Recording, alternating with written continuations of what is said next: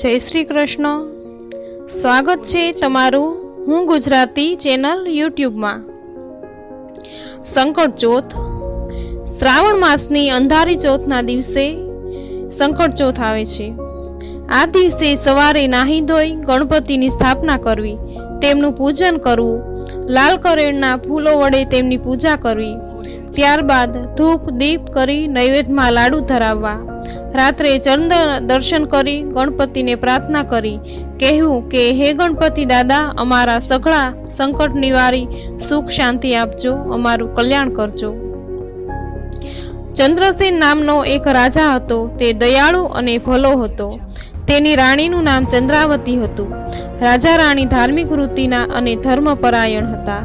બંને જણા શ્રદ્ધા અને ભક્તિપૂર્વક પોતાના ઈષ્ટદેવની પૂજા કીર્તન કરતા.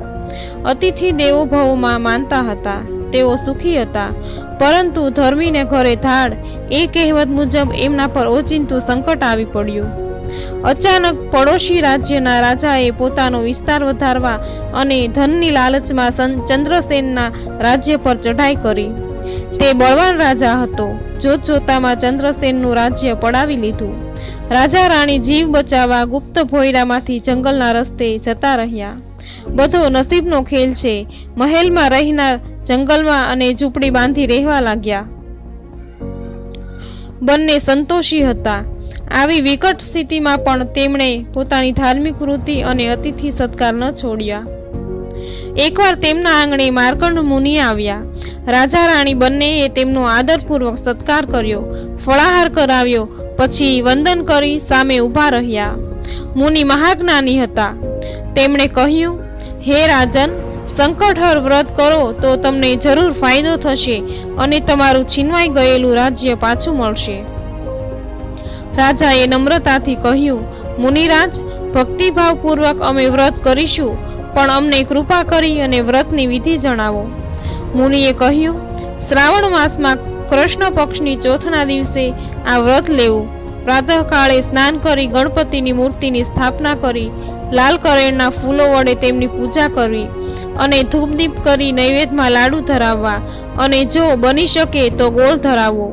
રાત્રે ચંદ્રના દર્શન કરી ગણપતિજીની પ્રાર્થના કરી સૂઈ જવું. આ રીતે દર મહિને વદ ચોથના દિવસે આ વ્રત કરવામાં આવે તો કદાપી કોઈ પ્રકારનું સંકટ કે દુઃખ આવતું નથી. જો આવે તો કાયમ માટે તે દૂર થાય છે. રાજાએ રાણીએ મહિનાની વદ ચોથના દિવસે સંકટહર વ્રત કરવા માંડ્યું. થોડા જ વખતમાં વ્રતના પ્રતાપે રાજાએ પોતાનું ગયેલું રાજ્ય પાછું મેળવી લીધું. ત્યારબાદ રાજા રાણીએ ખૂબ ધામધૂમથી આ વ્રતને ઉજવ્યું અને ઘણા વર્ષો સુધી સુખેથી રાજ કર્યું. હે ગણપતિ દાદા, જેવા રાજા રાણીને તમે ફળ્યા એવા વ્રત કરનાર તથા કથા વાંચનારને ફળજો અને તેમના સઘળા સંકટ દૂર કરી સુખ શાંતિ અને સમૃદ્ધિ આપજો. જય ગણપતિ દાદા.